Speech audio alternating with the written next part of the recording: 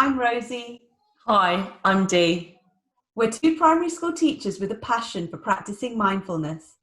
We've created this 5-day program to help manage overwhelming feelings during this time.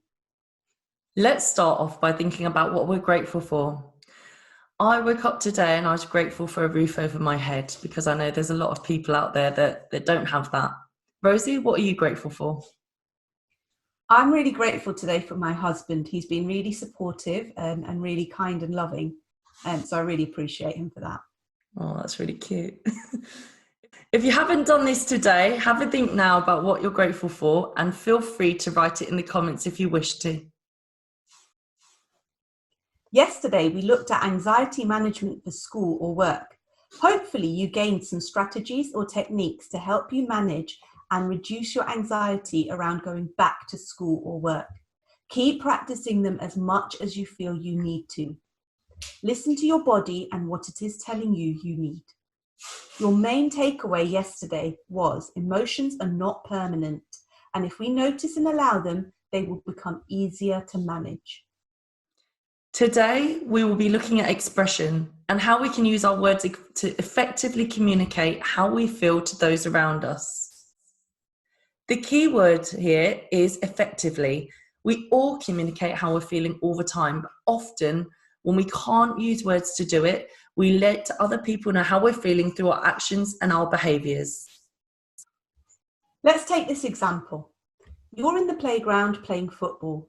Someone trips you up. Now, they did this accidentally, but you might feel embarrassed, upset, angry. Maybe you have a cut or a bruise from it which hurts. How do you react? Perhaps you shout at them or swear or push them or try to trip them over. This is a very common reaction. Dee and I have both seen this happen in our own classes with children we have taught. How could you more effectively communicate how you feel? You could use words like, that hurt, or I feel really angry that you tripped me up. Using your words like this allows the other person a chance to apologise if it was an accident and for them to really understand about how it made you feel. It stops the situation from snowballing into an avalanche, and we talked about this in our 30-day programme on day 9. Of course, you may be sitting there thinking, but what if that happens and I feel angry and I just react? Yes, you do. But mindfulness is about trying to control that reaction to allow it to become a response instead. For example, one thing that makes me feel what I call ragey is when people accidentally step on the back of my shoe. Now, I know it's an accident, but it makes me so mad. But I've spent time trying to recognize and notice how it makes my body feel when it happens. I feel like my body temperature suddenly rises. I can feel my heart beat faster and my breathing gets shallow and quick. In other words, it makes me feel ragey. That's what I've named that feeling. And by doing this, whenever it arises, I can talk myself out of making a choice which I would regret by acknowledging and saying hello to ragey, taking 3 deep breaths to create a bit of space between me and the feeling, and accepting it as one which will pass. It really has helped. And by doing that, I am now able to effectively communicate using my words exactly how it makes me feel when that happens.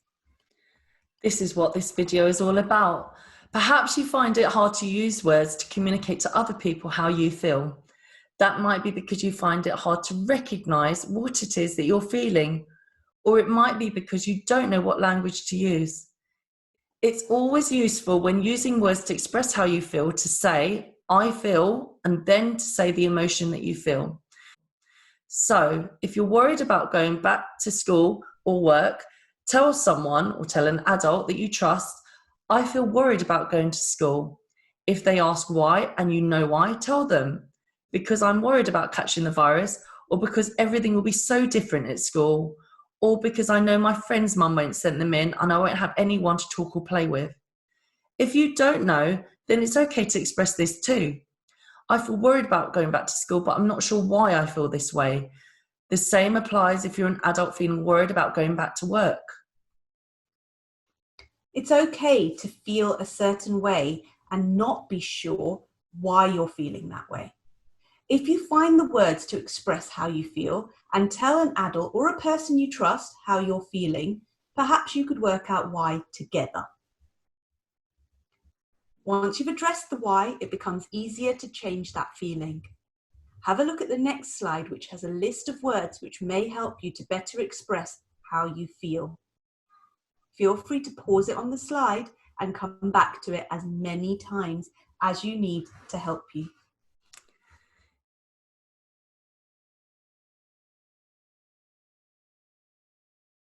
It's really important that you communicate how you're feeling during this time of going back to school or work, and tell people, your teachers if you're going back to school, or your manager or supervisor if you're going back to work, so that they can know how best to support you. Think of this as a courageous conversation. It takes a lot of courage to be able to speak your mind and let others know how you're feeling. If you don't let people know how you're feeling, how can you expect them to be able to understand and support you?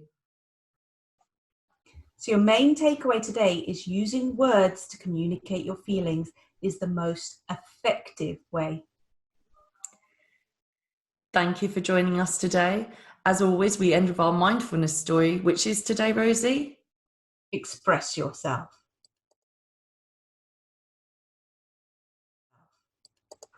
Prepare yourself now by sitting up comfortably with your back upright. Rest your hands gently in your lap. You can also do this lying down if you wish to. Let's take 3 breaths together, in through your nose and out through your mouth. In and out. In and out. In and out. Now, gently close your eyes and let my voice guide you. Let your breath come back to its natural rhythm. Imagine you have a loudspeaker. This is your loudspeaker of thoughts. Anytime you're scared or worried about saying something, this loudspeaker of thoughts will formulate your thoughts into the correct sentences and be able to put across your thoughts in the way that you intend them.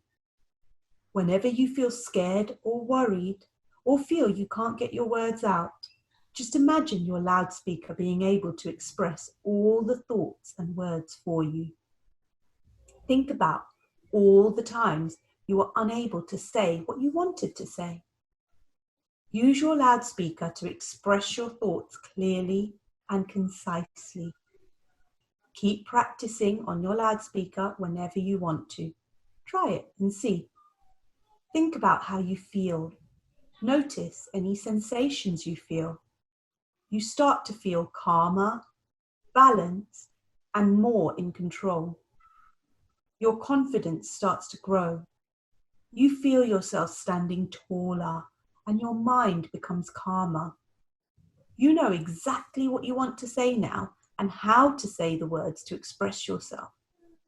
Keep this sense of confidence whenever you feel your words are stuck or you feel unsure about how to say how you're feeling. You can use your loudspeaker whenever you want to. Notice any thoughts, sensations, and feelings. Notice without judgment.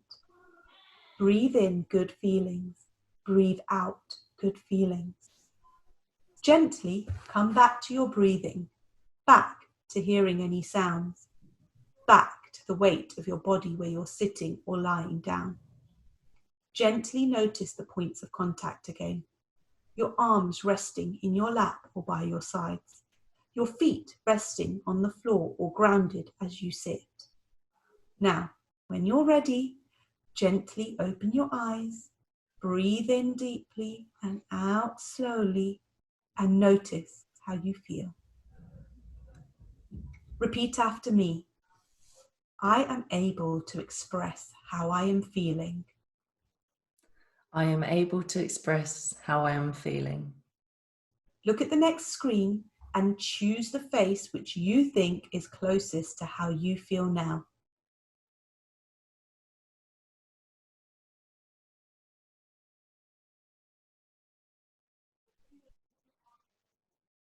Thank you for joining us today. Keep practicing, and we look forward to seeing you for day 5 of Make Time for Your Mind. Bye. Bye.